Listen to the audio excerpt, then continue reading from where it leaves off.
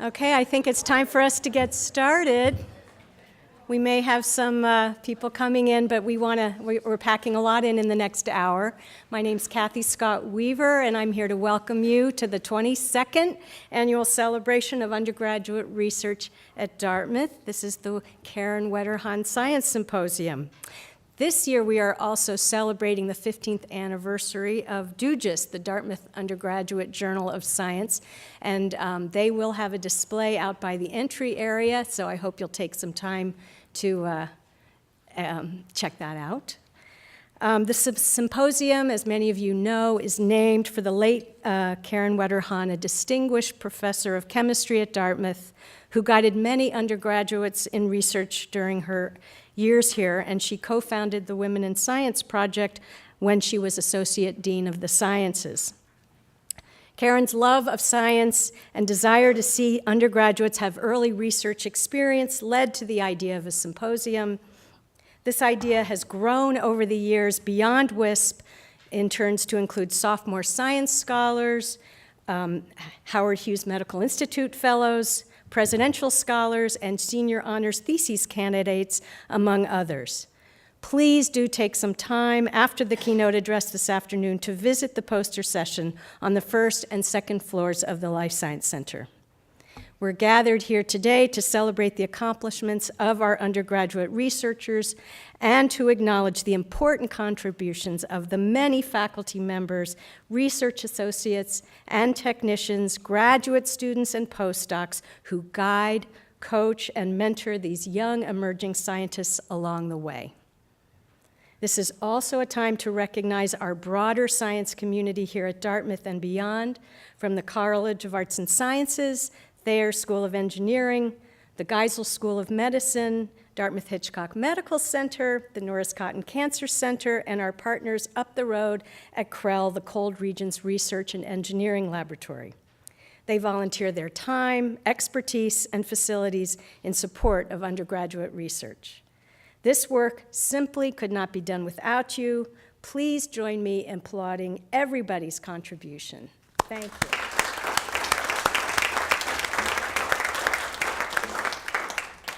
Each year, we at WISP proudly recognize sponsors who have been involved as longtime advocates and program supporters.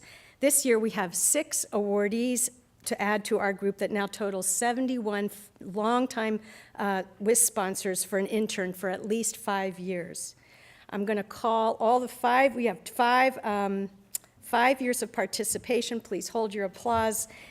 Some of these folks I hope are present. Kathleen there's going to be 5 of you I'm going to call up at once. Kathleen Muldoon, Assistant Professor of Anatomy, Adjunct Assistant Professor of Anthropology.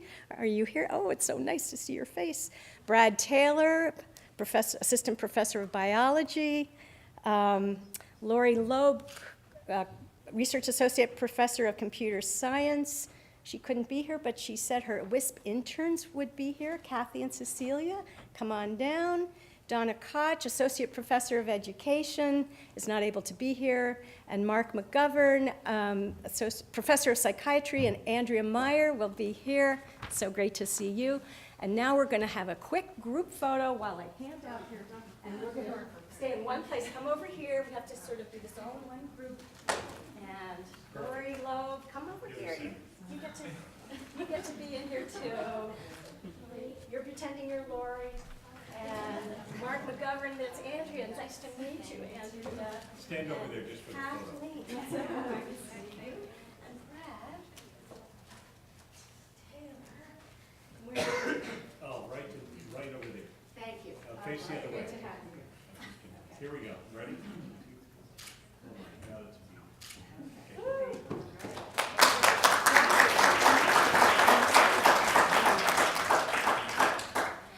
And we have one 10-year certificate award, and I got a message from John Collier, Professor of Engineering. He couldn't be with us. He's the Myron Tribus Professor of Engineering Innovation.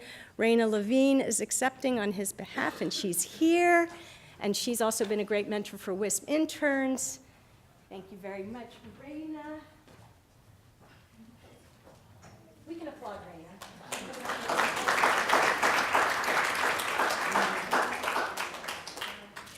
Great. I'm going to turn it over to, and I'm supposed to speak in the microphone, and Dean needs to speak in the microphone because we're being taped. Dean Wilcox is going to Professor of Chemistry, Chair of the Dartmouth Chapter of Sigma Xi. The Scientific Honor Society will announce the Senior Honors Thesis winner in the Christopher Reid Science Competition. And you have to go right there. You applaud me, applaud the winners, so hang on to your applause. So first of all, a word or two about Sigma Xi. It's not a fraternity over on Fraternity Row. This is a scientific honor society. It was actually started 126 years ago at Cornell University by engineering students there that believed that there was a need for a science honor society, kind of the science equivalent of Phi Beta Kappa. And since that time, it's grown to over 500 chapters, so I'm trying to think of membership, 75, 80,000 members, many of whom are, well, some of whom are Nobel Prize winners. And over the years, the organization has taken on several different roles. One is it publishes American Scientist, which you may have seen in the library. Actually, quite a marvelous magazine. Really, it introduces you to a lot of different science. They advise the government and provide forums and small grants and aid for research. Dartmouth chapter of Sigma Xi has been one of the older chapters. And we basically have two activities during the year. One is we nominate new members, and so many of the faculty here are members of the Sigma Xi. And in fact, the participants in the Reid competition this afternoon, all of them will be nominated for associate membership in Sigma Xi.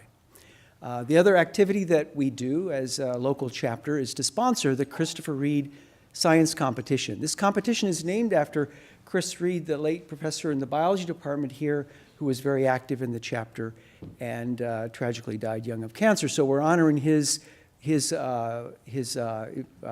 accomplishments and his feeling that Sigma Xi played an important role here at Dartmouth. This is always a very difficult task because we're trying to compare research done in physics, in biology, at the medical school out at Krell, and every year, myself and the other judges are just amazed at the quality of research that is presented at the Chris Reid Science Competition. So first of all, let me indicate the judges for this year's competition. Meredith Kelly from the Department of Earth Sciences, back there. Sitting right next to her is Doug Van Sitters from the Department of Engineering. And Robin Barbato, there's Robin right here from Krell, microbiologist from Krell, and my longtime sidekick, Chuck Dallian, who had to skip out, who runs the Ripple Microscope Lab. So the five of us were charged with this very difficult task of trying to judge these posters. And it was just, there were a lot of them this year, and they were all pretty amazing. So it was very hard to, in fact, to come up with winners. But in fact, we did come up with some winners. Now, we will announce them kind of in reverse order, and as usual, we couldn't contain it to a first, second, and third prize, so there's going to be a couple of multiple prizes just because they're so good. So first of all, let's start with the third prize winners. The first of the third prize winners did his research in physiology with an advisor, Brian Lukart. His title was The Effect of P10 Point Mutations in Individuals with Autism Spectrum Disorder, Tyrone Dispenza Jr. All right.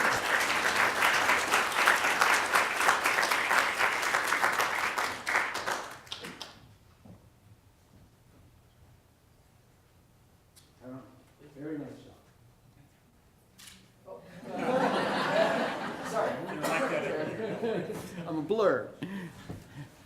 All right.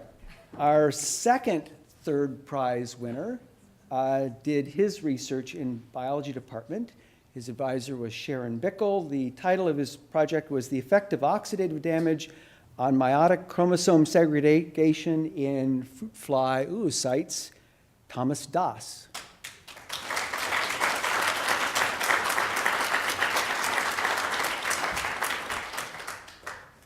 Over this way. Oh, all right, all right. No, it's 2 minutes in between. There you go. Do something. Nice. Oh. You guys have made it. think we get this right after so many years, right? But all right, moving up to second prizes. Notice the plural again. The first of our second prize winners did her research in psychology and brain science. Her advisor was David Bucci, and the title of her project was Social Interactions in the Rat Brain and Effects of Cross-Fostering WKY/SHR Rats on Behavior, Angela Gauthier. Ah.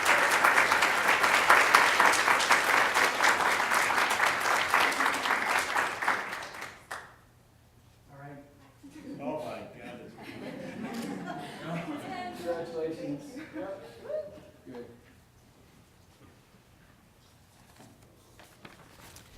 All right, the second of our second prize winners this year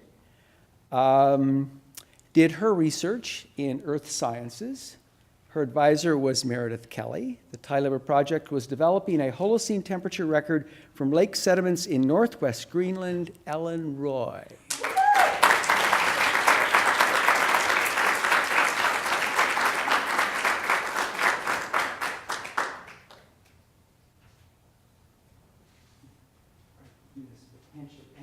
Oh, look here. That looks official almost. That's a beauty.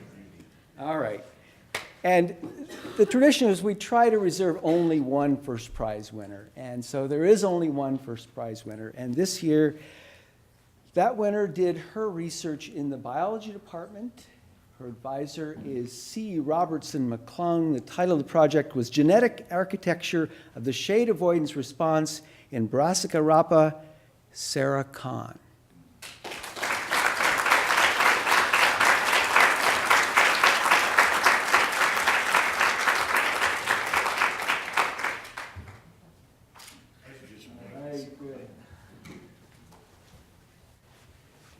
And just to remind you again that all participants will be nominated by the chapter for membership in Sigma Xi. So congratulations and good luck.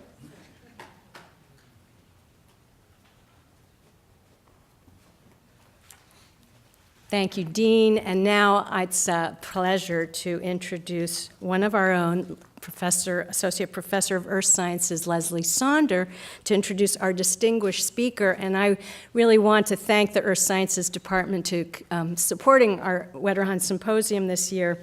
And a little bit about Professor Sonder, as she is in her 25th year of teaching here at Dartmouth, got her undergraduate degree in Earth and Planetary Sciences at Washington University, got her PhD at Harvard in geophysics. She grew up in Oak Ridge, Tennessee, in a scientific family. Both parents worked at Oak Ridge, her entire family of scientists.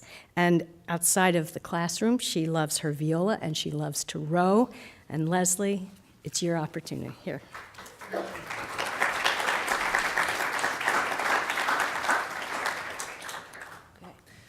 So let me start by saying that geologists always say that the present is the key to the past. What we see today informs how we interpret the past. So I'm going to start in the present now to introduce Terry and work my way back in her life. Terry is currently professor at Columbia, really at Lamont Doherty Earth Observatory. She's been there since 2008. And before that, she was professor at BU and at Kansas. And her work has taken her all over the world. Here she is, if you can see it once we get there, about to take off for field work in the Aleutians. She has worked everywhere from Central America to the Aleutians. And basically her work involves magmas and volcanism. Basically she's trying to understand how magmas form, how their formation and their character influence eruptions and the character of eruptions, the explosivity and so on, and how, what are the sort of the interactions between the Earth's interior chemically and the surface of the Earth chemically and how they feed back for each other. And she'll be talking more about that later. But she's, in this career, she's the winner of many, many awards for her work. Just most notably and most recently, she's a member of the National Academy of Sciences, And she was recently named a MacArthur Fellow, the so-called Genius Awards. Going farther backward from there, Terry, many of you don't know, well, let me work backwards. She did her PhD also at Lamont at Columbia. And before that, many of you don't know that she is somebody who has granite in her muscles and her brain. Terry is a Dartmouth alum. She was class of '85. Here she is on the Earth Sciences Foreign Study Program, the Stretch. That's her in the front row in 1983. And she, like many of you all, she was involved in research as an undergrad, and she did a senior thesis. And I managed to find a copy of her senior thesis, if this, oh, there we go. I published it. There she go. Well, I went back to Kresge and looked that's at your that's her title page in the pre-Microsoft Word days.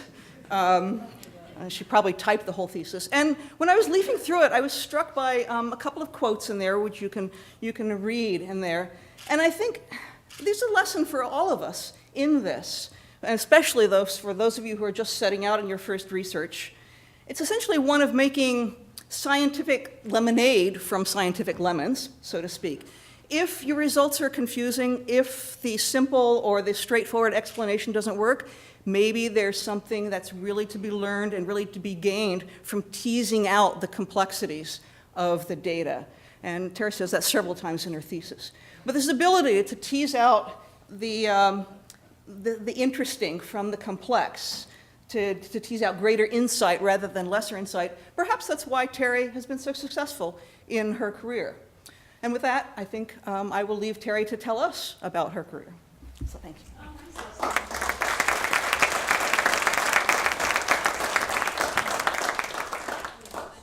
Switching, though, I think. Let's see if I can help. It's over here. They may have just done this. Yeah, I think they just. There we go. No, it's that one. Sorry. That should. Oh, no. There it goes. Yeah, there it goes. All right. I don't know what's happening with that. The room will self-destruct in 5 minutes. Anyway, you have your. That's fine. Am I on? Sound? Yes. OK. You can all hear me. It's a total pleasure to be here. Lesley just killed my joke. I was going to talk about granite in my muscles and my brains, which that's OK. It's just much more literally close to me because I really did work on the granites of New Hampshire and even write a paper on it. I also had the pleasure of taking freshman chemistry honors section with Karen Wetterhahn, so this also means a lot to me. And it's so great to be here.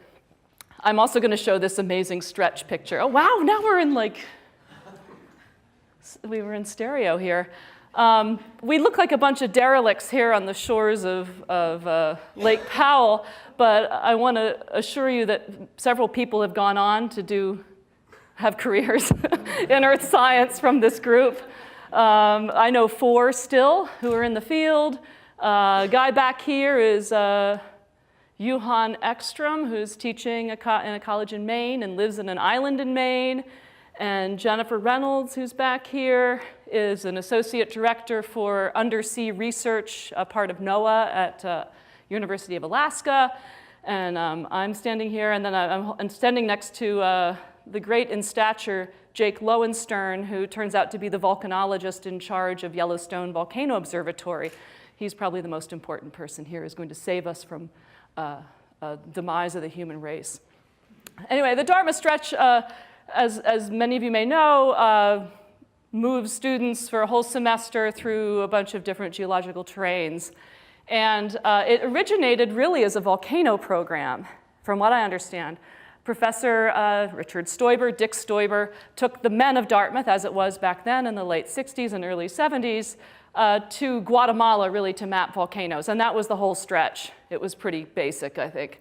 And since then, it's grown to include lots of different places and geological settings. When I went, we went out to Wyoming, and we were on those houseboats in Lake Powell. Oh, I forgot to point out, yeah, this real derelict was Edward Abbey, who was the environmentalist activist who went out with us, the guy who wrote the Monkey Wrench Gang and Desert Solitude. He was a total grumpy guy. But it was still pretty cool to have him out there. He thought the Grand Canyon was already ruined, so he just wanted to go out there and see how terrible it was that Lake Powell had flooded his beautiful Grand Canyon. But it was interesting to be out there with him. So we also got down to volcanoes after seeing mines in Mexico. Being in the 1980s, most of Central America, which is where Dick Stoiber had taken people, was in conflict. We couldn't even fly over Nicaragua airspace, so the only place we could go was Costa Rica, which at that time, as it is now, is a peaceful and well-organized place. And we got to visit 3 active volcanoes, which were all in national parks, so they're accessible and well-preserved.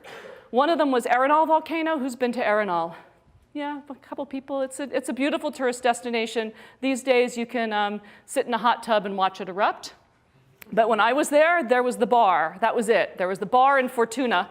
We went, we ate at the bar, we drank at the bar, and we slept over the bar. And it was really, really pretty low. I got attacked by mosquitoes that night, and I brought back to Dartmouth a human botfly larva, which was only discovered after every single doctor at the Dartmouth Medical Center came to gape at my tropical parasite. They were so excited in the dead of January to have something really cool to look at. It was harmless, but it was my souvenir back from Arenal. We also got to hike up, though, and see an active lava flow, which is cool. It wasn't as cool as Poas Volcano, where we got to hike down in the crater. And it didn't look like this. This is actually a recent picture. Poas has erupted 11 times since we were there, so the crater's been remade several times. But we got to hike down into the crater, which not everybody gets to do, and hike up on this steam bank, this fumarole bank, and wear protective breathing apparatus and sample the hot gases. That was really exciting. And then we also got to Irazu Volcano, which wasn't erupting as spectacularly as the other 2, but it's at 12,000 feet, and you can see the Atlantic and the Pacific from the top of it, and it's just a gorgeous place. And what was most memorable about Irazu to me, however, was a lecture that happened at the foot of Irazu the day before. This was an assistant professor, Barbara Barrero. She was not here that long. She was giving a lecture outside with a paper and easel, an alfresco lecture, talking about the volcanoes of Central America, and pointing out that we were really on top of a subduction zone, and nothing brings that home like sitting on a volcano and being able to look out into the ocean.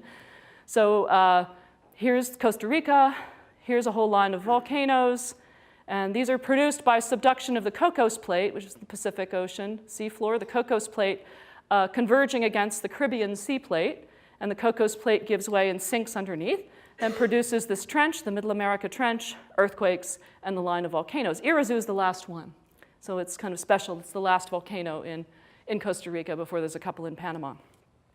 And Barbara said at the time, we don't really know why subduction generates volcanism, and I just thought that was so cool.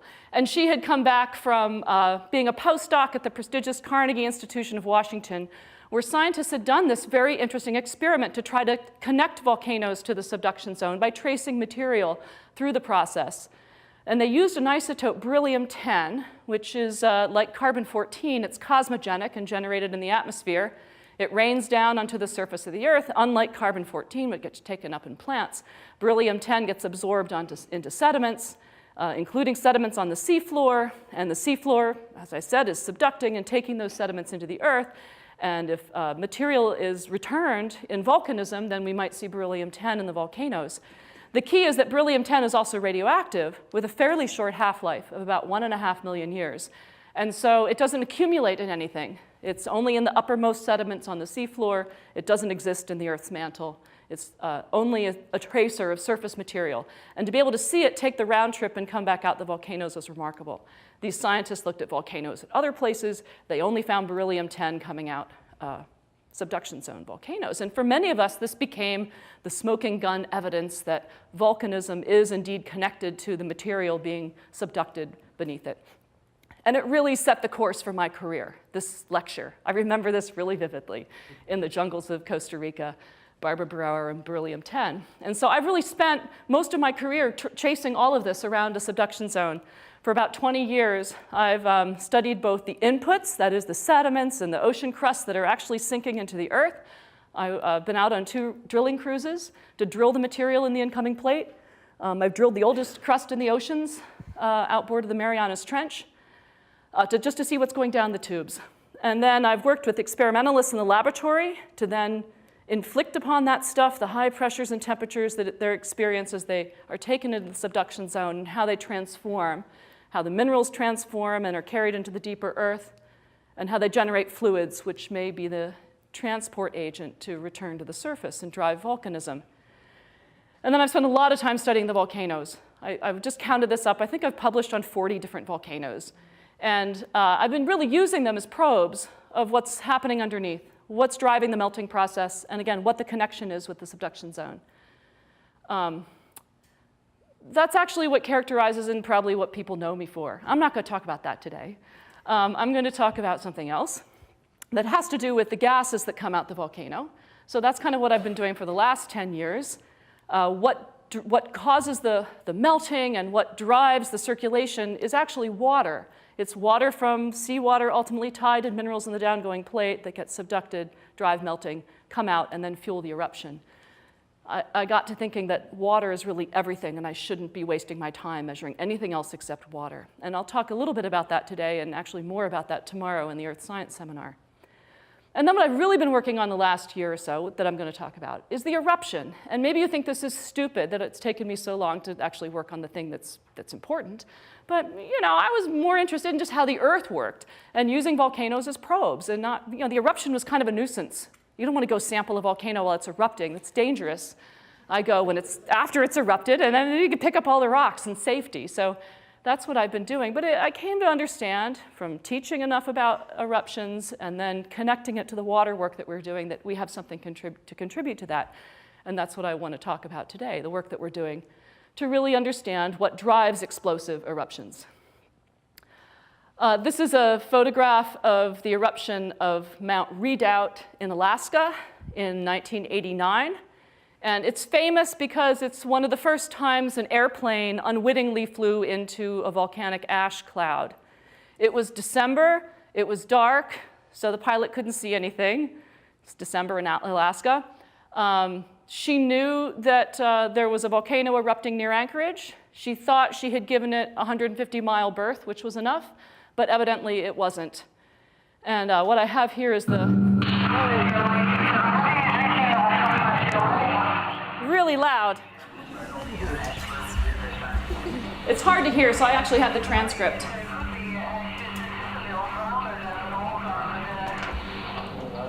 So she's flying in and noticing that there is something.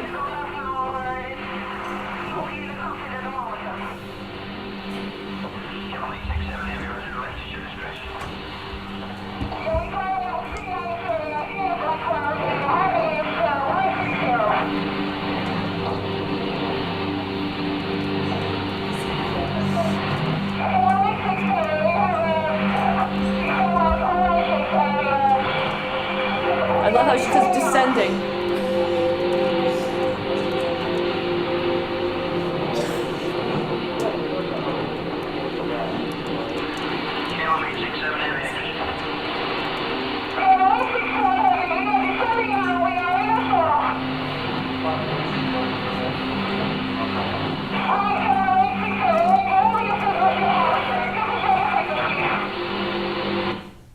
So you could hear her voice go up and up and up as that happened. And I could have you sit for 4 minutes here because that's how long it took for the plane to go in free fall until the engines regained. People were weightless in the cabin, and they were smelling sulfur, and they were throwing up and panicking. You could imagine how everyone felt with this airplane where all the engines had flamed out. But the pilots kept trying to restart the engines, and they actually did. Really, though, within only a few thousand feet of the local elevation, because there are mountains all around Anchorage. They were flying into Anchorage. But the plane did ultimately land safely. It wasn't easy because all the front windows had been sandblasted by the ash, and so she had to fly by looking out the side window, and she couldn't reach the controls from the side window, so had to look and communicate to land the plane. It wasn't easy, but they landed safely. The airplane, of course, sustained $80 million of damages, which is something to think about when monitoring volcanoes in Alaska costs about $1 million and is being cut right now. So this was a wake-up call. Redoubt stands as kind of a symbol of this. And it started erupting again in 2009. And this is when I learned that being in New York means that you're automatically an expert on anything, and some news station's going to call you when anything happens. And so I got put on TV. I've worked on Alaska volcanoes.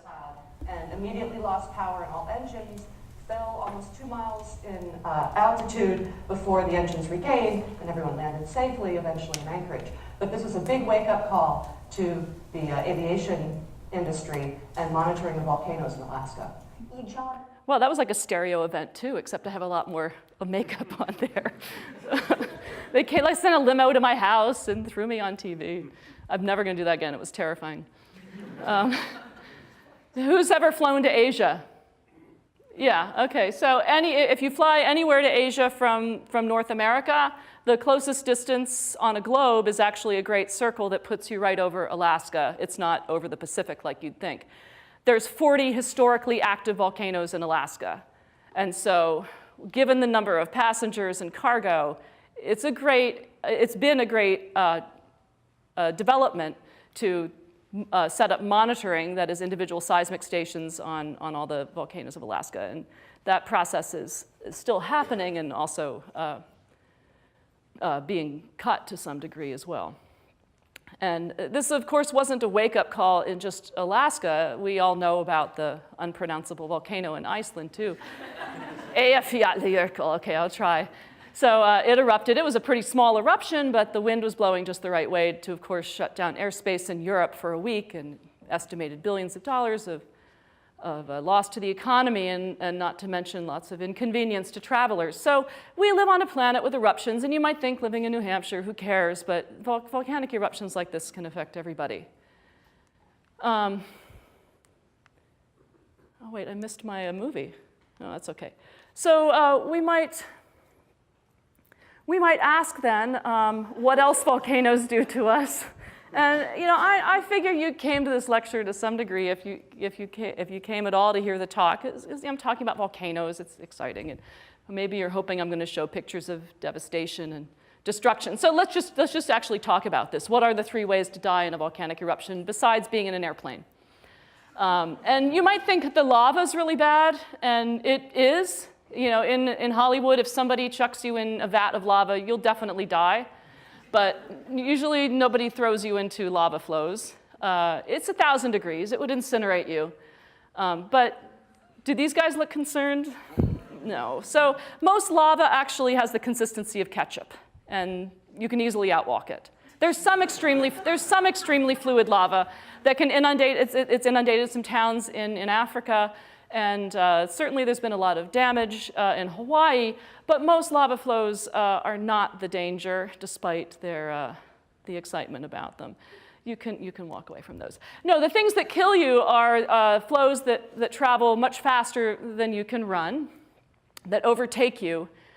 They're pyroclastic flows, which will fry your lungs, lahars, which are mud flows, which can bury you alive and sweep your town away, and a tsunami that will clearly drown you. Now, you know what tsunami are. I'm not going to talk about that. We've heard a lot and seen a lot about tsunami from earthquakes, but volcanic eruptions that happen on islands also generate tsunami, like Krakatoa did in the 1800s. I'll show you briefly, though, something about pyroclastic flows and lahars, because those are unique to volcanic eruptions. This is a pyroclastic flow. 200 miles an hour. The town's firefighters make a mad dash for safety, knowing that anyone caught in the cloud's killer path will not survive. So it's, no lives are lost during well, this frightening natural disaster. some lives actually were lost in this natural disaster. This is a very hot cloud of gas and ash that's moving at tens of miles an hour and can overtake you, and it leads to immediate death if you're trapped in one of these. This is the eruption of Unzen in Japan, and 40 people did lose their lives in this eruption, including 2 famous volcanologists. Of course, the famous eruption that killed lots of people in pyroclastic flows was Mount Vesuvius in 79 AD. This was Pompeii and Herculaneum. Those are not statues. Those are the hollowed out forms of bodies that were preserved in the pyroclastic flow deposit itself and then filled in with plaster to show their positions at time of death.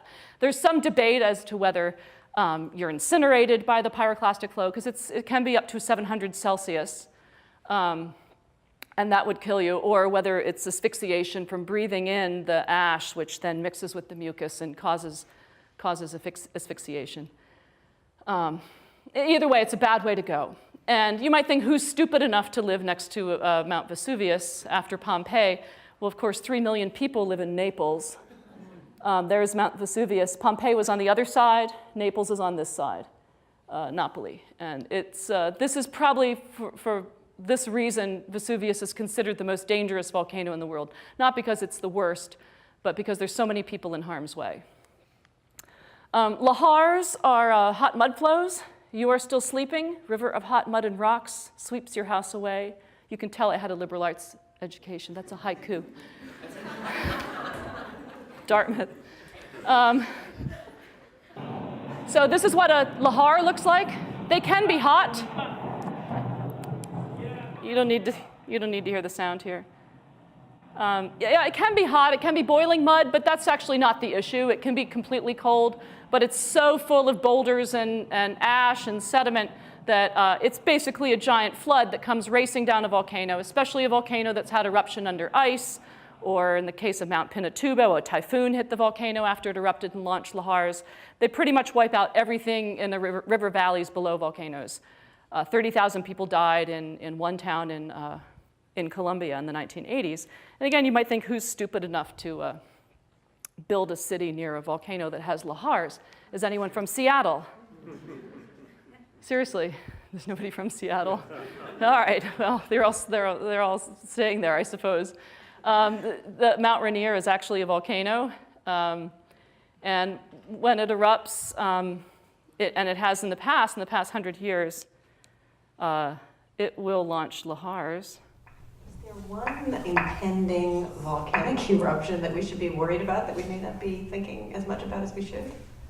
Probably in the US, the most dangerous volcano is Mount Rainier outside Seattle. Mm-hmm. There's big parts of Seattle and Tacoma that are actually built on the deposits of previous eruptions, so that's always bad. There's tons of ice on top of Mount Rainier when it erupts, and it will launch large mud flows that potentially can wipe out large portions of Seattle and Tacoma. But the time scale we're talking about here, though, can we take some comfort there? Well, it could wake up tomorrow. No, it's dormant to some degree, but it's had eruptions in the past few hundred years. It will erupt again. Well, thanks for alarming all of our listeners. Volcanoes usually do wake, and we know they're unlike earthquakes, which are inherently unpredictable. Volcanoes erupt with lots of warning signs. Yeah, okay, I'm never going to go on NPR again either. I talked about all sorts of important things that had to do with science, and that's the only thing that made the interview, was saying that Seattle was going to get wiped out. But it wasn't entirely wrong. This is the map I got from my friend at the USGS, Tom Sisson, where Jake Lowenstern works. He's down the hall. He's the volcanologist in charge of Rainier. And he's mapped all the mud flows. That's what these black regions are. And this kind of gray shading is where there's a high population density. And this is Tacoma, this is Seattle. So I-5, the airport, the port, totally wiped out, and not to mention a lot of communities. There's not really much we can do about this. This will happen unless we move the houses out of the way. So let's just hope this doesn't happen at nighttime. That's the worst disaster in the US. Okay, so we've seen a bunch of interesting and explosive eruptions and the phenomena that they launch. We know this also happens. This is Hawaii. And it's just a tourist destination. It turns out Hawaii used to erupt explosively 100 years ago. There's ash deposits all over the island, and it would shut down airspace in the Pacific if it did it again, Kilauea. So there's a volcano that actually has flip-flopped between effusive, peaceful eruptions and explosive ones. So you should be thinking right now, besides the death and destruction, why are some eruptions more explosive than others? Why is Mount St. Helens? The VEI scale is like the earthquake magnitude scale, so it's an order of magnitude scale. This is 4 orders of magnitude larger than a Hawaiian or Iceland type eruption. So why are some volcanoes more explosive than others? And the first reason for this is this comes from physics, and the best way to demonstrate any kind of physical principle is with a kitchen example. So a Seltzer bottle is a perfect volcanic eruption. Well, it wasn't that was a VEI 1, I think. That wasn't a very big one.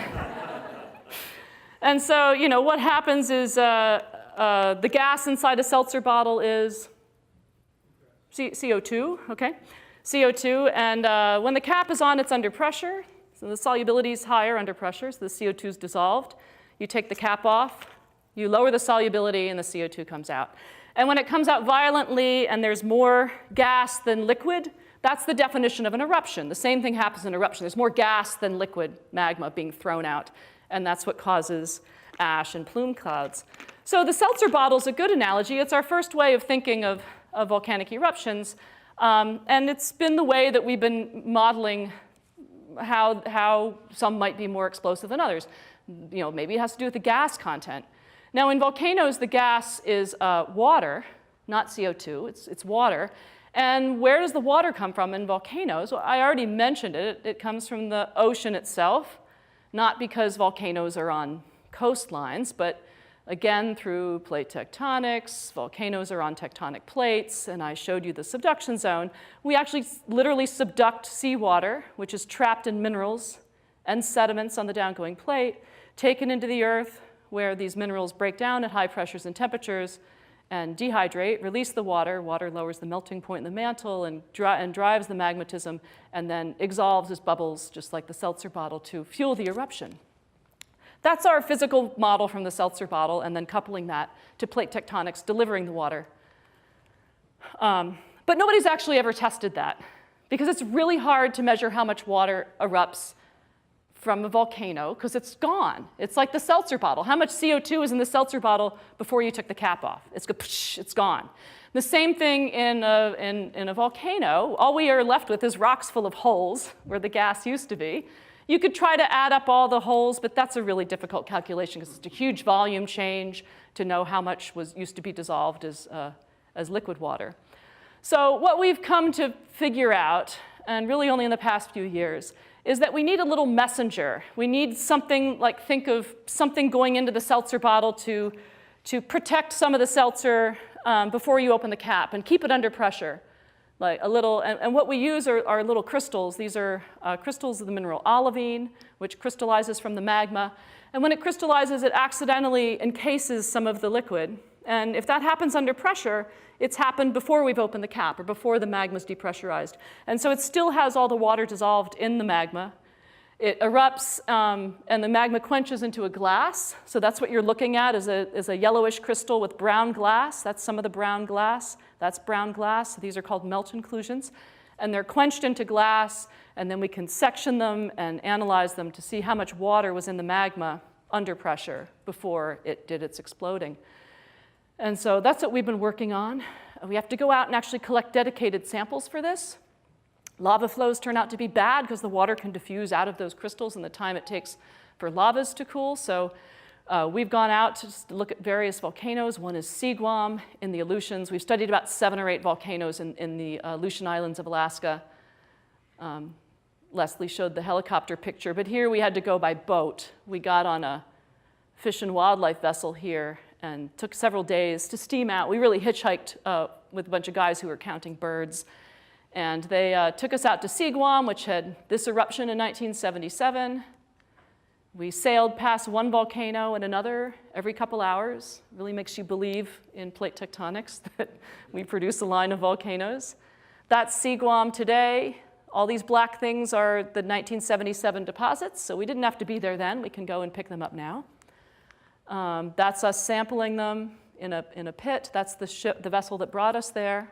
There's no trees. It's an amazing place. And when we climbed up to the crater, we basically had the past 10,000 years record laid out in front of us, and we could sample the whole history of the last volcano. And we bring back these samples of volcanic cinders and ash from the explosive eruptions, and then look at them under the microscope. This is me looking at the microscope. It's most of my students and postdocs do the work. They laugh when they see me in the microscope. I do know how to do it, but it's a lot of work. These are giant olivine crystals. Most of them are the width of your hair. They're really small crystals, and then we're looking for inclusions inside those crystals. So really small inclusion on the order of tens of microns usually. But that's enough with modern, fantastic instrumentation that we can get a laser beam or an ion beam or an electron beam. All three of those things can actually sample and determine major elements, trace elements, and the volatile species all in a single little bleb of glass like that. It's quite remarkable. So we can do almost the whole periodic table in this little tiny bit of precious melt that's been, magma that's been trapped inside the crystal. This is what the data look like. So each one of these data points is one of those melt inclusions inside an olivine crystal, and this is from the eruption that we just went to sample at Siguam Volcano. We're looking at water versus CO2, and CO2 actually has an even lower solubility in magmas, and so it's the first thing to degas as magmas rise and decompress, and then the water degasses. So really as magmas rise, they're losing their CO2 and then they lose their water. But this enables us to argue that this magma originally had at least 3.5 weight% water in it, which is a ton. This is a major species in the magma. And the question is that a lot or is that a little? Is that a lot of gas or not?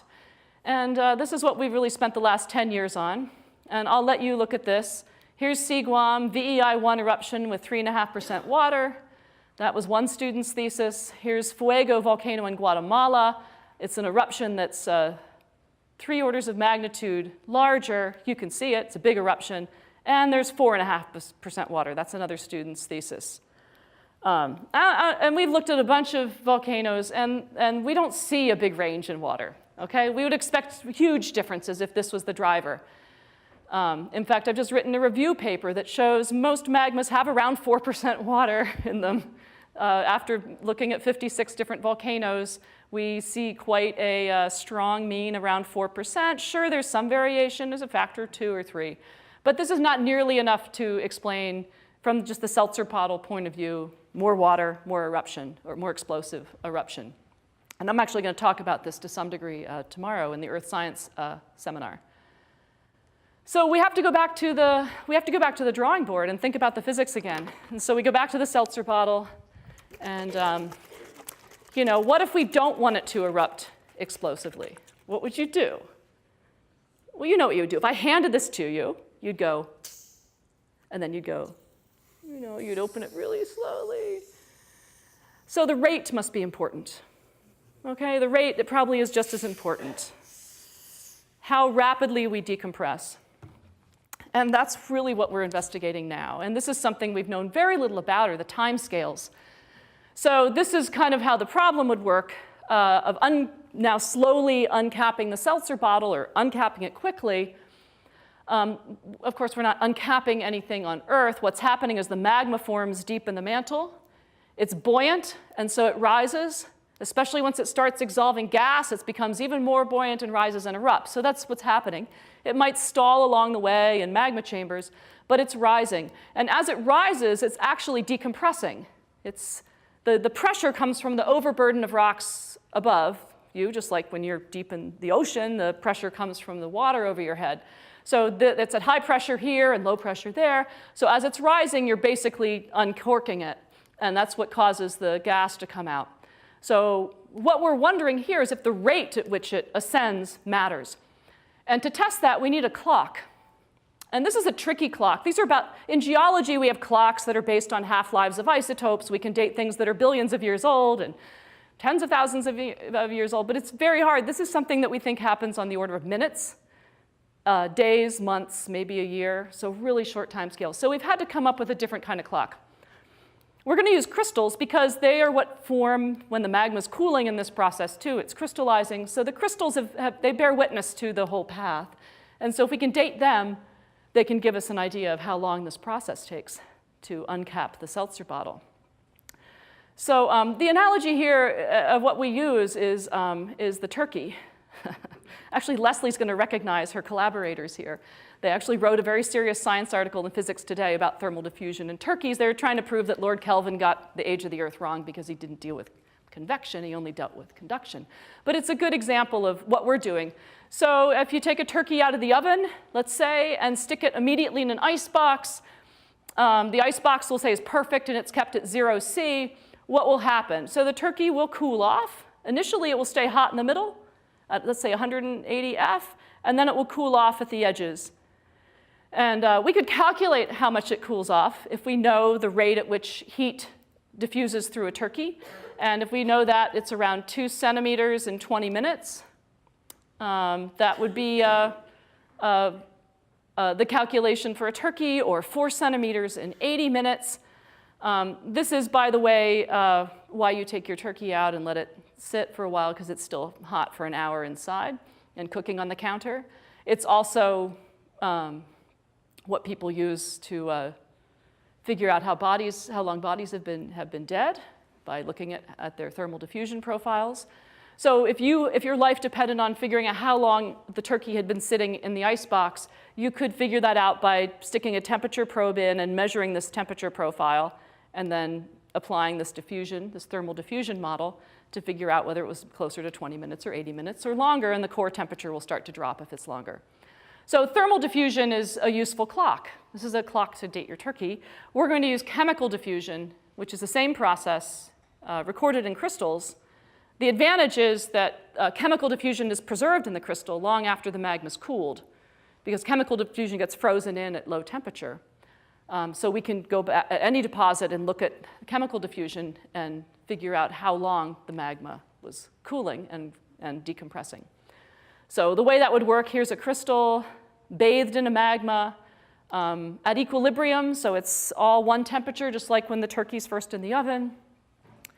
If we measure the chemical gradient across the crystal from edge to center to edge, it should be homogeneous if it's sitting, let's say, for a long time in a magma chamber or a long time in the mantle.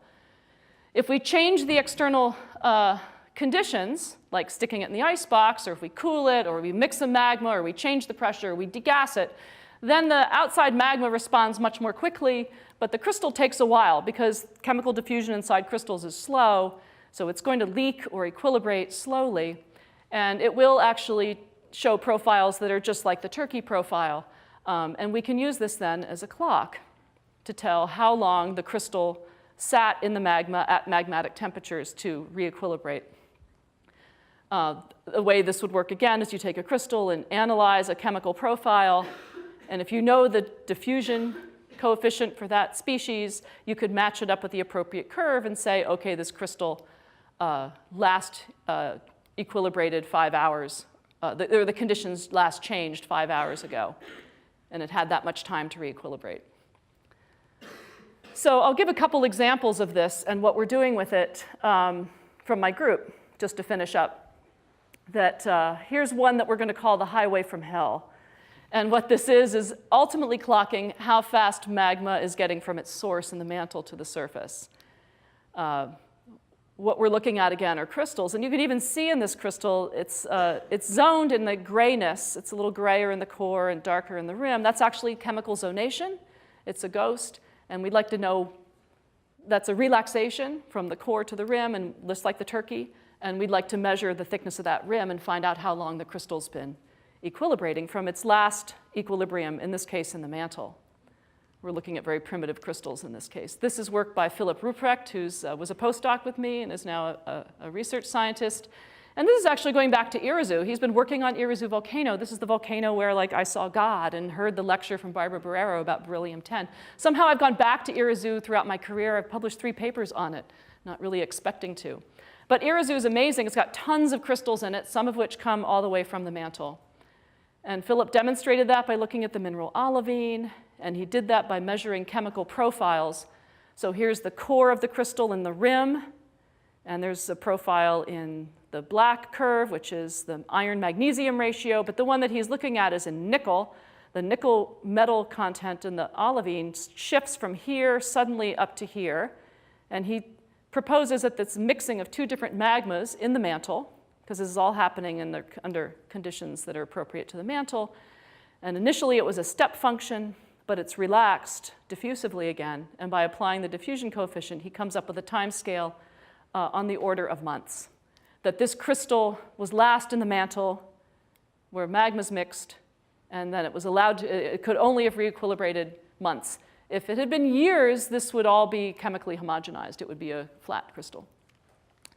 So that's why we're calling it the highway from hell. It only takes months to get magma all the way through the crust to the surface. This eruption went on for 2 years. So the fact that this can come from the mantle in months is completely unexpected.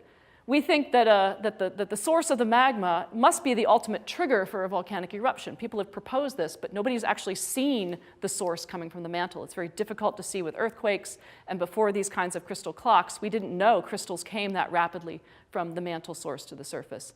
So this is new work that is coming out in Nature, actually, because what it's arguing is that we really need to set our sights deeper when we monitor volcanoes. Most people look just up at the magma system, but now we know they're being recharged all the way from the mantle. We need to set our sights to deeper levels. In fact, during the Eyjafjallajökull eruption, there's billions of earthquakes up here in the top few kilometers of the crust, but when you filter those out and very carefully locate them, seismologists found earthquakes that do extend all the way down 30 kilometers, again, to the mantle under the volcano, and that these were popping off at different weeks in May, so suggesting that magmas can move rapidly on the timescale of weeks and months under the volcano to supply it.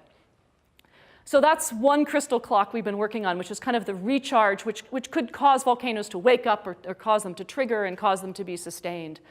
But the other thing that we're interested in is more really opening the cap of the Seltzer bottle fast. And that is, we'll call that the shot out the cannon. And that's what happens just at the very end. And for that, we need a super fast clock, something that really is going to look at timescales of minutes. And for that, about the fastest diffusing species we can find is water itself, which is dissolved as protons ultimately in glass and can move very quickly. This is a crystal with tubes of melt that are connected to the outside bubbly melt. But the water that's in here is trying to reach a bubble and doing that with more or less success on how much time it has. So we can use that as another diffusion clock. This is work by my graduate student, Alex. And we're studying a big explosive eruption here, Fuego, which this was just September of this year. 15,000 people were evacuated during this eruption. So it's had quite explosive eruptions over the last few decades. And we're working with Eric Howry at the Carnegie Institution of Washington because he's got the NanoSIMS, which enables us at 5-micron spot resolution to measure water, CO2, sulfur, fluorine, chlorine species along one of these melt tubes to look at the profile of how water is diffusing out towards a bubble. The diffusivities of water are so fast that the timescales we're looking at are minutes. So this is a 150-micron melt tube, and this is the water concentration. The little dots are our data. And those are 3 different models. This is actually the turkey getting cold in the core. So we know the initial water content from melt inclusions. We know that this in the tube is dropped all the way down here. It's on its way to totally cooling. And that's about 10 minutes of time. This is remarkably fast. This means this part of the shot out the cannon's happening about 30 miles an hour. It's during the eruption. So the magma's getting from the magma chamber to the surface in tens of minutes. Now, that's for an extremely explosive volcano. I just showed you that. The theory would be if we opened the cap more slowly, then it should be less explosive. And you can see where we're going with this for the next 5 years. So yeah, why are some volcanoes more explosive than others? This would be the exam take-home point if you were taking my class. Volatiles, viscosity, and velocity, so the 3 V's. We know a lot now about how much water's in magmas. Their viscosity is important. It's how sticky the magma is, and we know a lot about this from temperature, but it's this velocity term that we're working on right now. So you could join me. I've got 3 other people in the group who are all working on this. Dave's working on Kilauea, Elizabeth's measuring diffusion in the lab, and Claire is looking at a different mineral, clinopyroxene, which has a different clock. Because we have a lot of work to do. How many volcanoes are erupting right now? Anyone want to guess? Like this week? 10? 10's a conservative guess. There's usually 15 to 20 at any given time. But it came from the dean. I think 10's a good guess. This is this week, May 15th. There's about 15 to 16, I think, that are erupting now. Many in the news in the past few days. Turrialba's right next to Irazu. It just woke up this week. The Philippines has killed some people. The volcano there, my own. Popocatépetl's erupted and covered Puebla, a city of 4 million people, in ash. And then my favorite is Pavlov, so back to the Aleutians. Pavlov is erupting and we're diverting aircraft. At the same time, Cleveland's erupting, and there's no monitoring sites on Cleveland. So we're back to Alaska, and it's airspace coming full circle to really think about monitoring, getting people out of harm's way, but also what really sets the course for the most explosive volcanoes, what triggers their eruption, and what causes some to be more explosive than others. Thank you.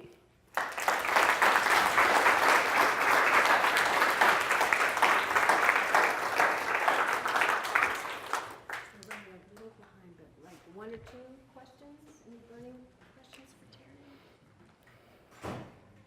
Yeah. We figured out any way to harness the energy of volcanoes? Well, there's geothermal energy, of course. I mean, it's not really the energy of the eruption. I don't think that's going to be really easy to do, because when you calculate, the total